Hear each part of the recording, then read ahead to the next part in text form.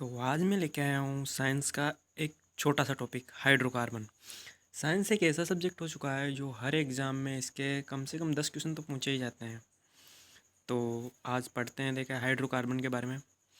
तो hydrocarbon hydrogen और carbon से मिलकर बने यौगिक हाइड्रोकार्बन कहलाते हैं। क्या हाइड्रोजन और कार्बन से मिलकर बने यौगिक हाइड्रोकार्बन कहलाते हैं। अब हाइड्रोकार्बन दो भागों में बांटा गया है। कौन कौन से, ये देखिए। हाइड्रोकार्बन को संतृप्त हाइड्रोकार्बन और असंतृप्त हाइड्रोकार्बन में बांटा गया है। संतृप्त हाइड्रोकार्बन और असंतृप्त हाइड्रोकार्बन। अब इनके बंध देखते हैं। तो बंधों के हिसाब से इन्हें तीन भागों में बांटा गया है। एकल बंध, द्विबंध और त्रिबंध। एकल बंध, द्विबंध और त्रिबंध। अब इनकी श्रेणियां हैं तो इनकी तीन श्रेणियां हैं। एल्केन श्रेणी, एल्कीन श्रेणी और एल्काइन श्रेणी। तो इनमें अनुलग्न जो लगते हैं तो वो है एन। एल्केन में एन लग रहा है, एल्कीन में ईन लग रहा है और एल्काइन में आयन लग रहा है। तो इनमें तीन अनुलग्नों में बांटा गया है।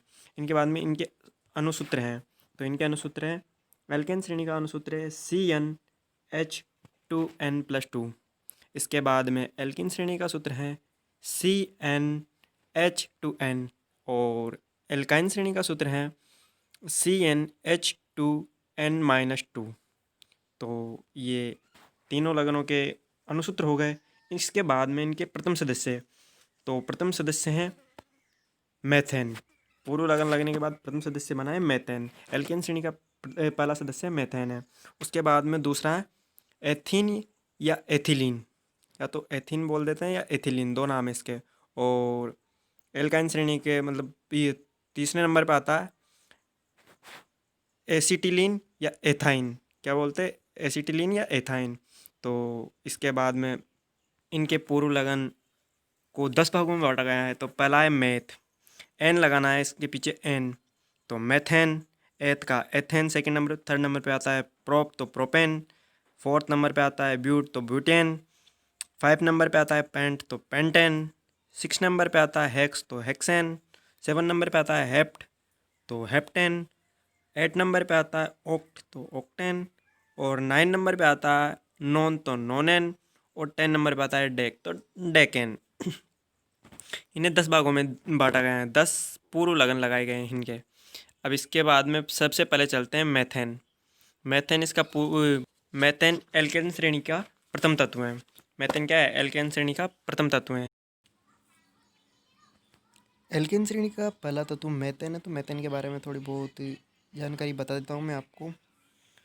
तो मेथेन का सूत्र है CH4। मेथेन का सूत्र है CH4। इसके बाद में मेथेन को मार्स गैस के नाम से भी जाना जाता है। और एल्केन श्रेणी का प्रथम सदस्य मैंने बता ही दिया था, एल्केन श्रेणी का प्रथम सदस्य मेथेन गैस है। इसके बाद में धान के खेतों से निकलने वाली गैस होती है, जो धान के खेतों में कीचड़ में जो गैस निकलती हैं वो मेथेन गैस होती हैं। और मेथेन गैस का निर्माण क्यूनन अभिक्रिया के द्वारा होता है। मेथेन गैस, गोबर गैस या बायोगैस को भी मेथेन गैस ही बोलते हैं। जो कोयले की खानों में जो विस्फोट होता है वो मेथेन गैस के कारण ही होता है। और CNG का प्रमुख घटक मेथेन ही होता है। इसके बाद में दलदल से निकलने वाली जो गैस होती है वो बदबू, वो मेथेन गैस ही होती है। तो CNG के बारे में बताया था मैंने, CNG का प्रमुख घटक मेथेन होता है। तो CNG के बारे में भी बता देता हूँ मैं आपको। CNG compressed natural gas. CNG की फुल फॉर्म है कंप्रेस्ड नेचुरल गैस और हिंदी में इसे बोलते हैं संपीड़ित प्राकृतिक गैस। इसके बाद में LPG बता देता हूँ। LPG को बोलते हैं liquid petroleum gas. Liquid petroleum gas और हिंदी में इसका नाम है द्रवीकृत पेट्रोलियम गैस। इसके बाद में CNG LPG की तुलना में हल्की होती है। CNG गैस होती है ना, वो जो LPG गैस की तुलना में हल्की होती है। और CNG गैस को जलाने पर राख और धुएं का निर्माण नहीं होता है, अतः इसे स्वच्छ ईंधन भी कहा गया है। CNG गैस को जलाने में राख और धुएं का निर्माण नहीं होता है, इसीलिए स्वच्छ ईंधन भी कहा गया है। वाहनों में भी CNG गैस का प्रयोग किया जाता है। और LPG गैस का प्रमुख घटक है ब्यूटेन और प्रोपेन है।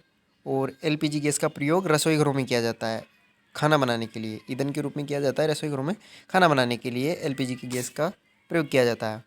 एलपीजी गैस के रिसाव का पता ना इसमें एथिल मर्केप्टन मिलाया जाता है एलपीजी गैस में, ताकि रिसाव इसका अगर रिसाव हो तो इसका पता चल सके, क्योंकि एलपीजी गैस में कोई भी गंध नहीं होती है।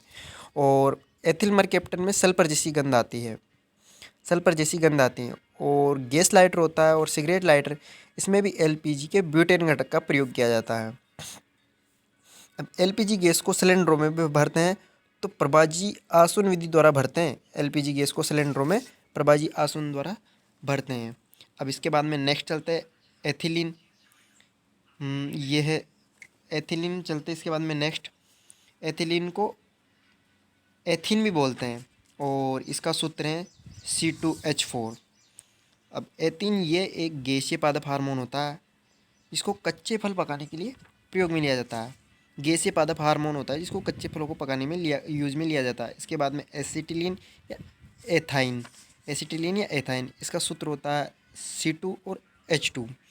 इसको भी वैसे कच्चे फलों को पकाने के लिए यूज में लिया जाता है, लेकिन कृत्रिम ढंग से इसको कच्चे फलों को कृत्रिम ढंग से पकाने में यूज में लिया जाता है एसिटिलीन गैस को। और गैस बिल्डिंग में भी यूज में लिया जाता है ऑक्सी एसिटिलीन गैस का प्रयोग किया जाता है। गैस बिल्डिंग में ऑक्सीजन भी मिलाया जाता है और एसिटिलीन गैस भी मिलाई जाती है, तब ऑक्सी एसिटिलीन बनती है। उसका प्रयोग बिल्डिंग में भी किया जाता है। तो आज के लिए बस इतना ही। तो आपको हमारी वीडियो कैसी लगी? अगर अच्छी लगी हो तो लाइक कमेंट एंड शेयर करें, और अगर आप हमारे चैनल पर नए हो तो सब्सक्राइब का बटन दबाना ना भूलें और बेल आइकन का बटन भी क्लिक करें।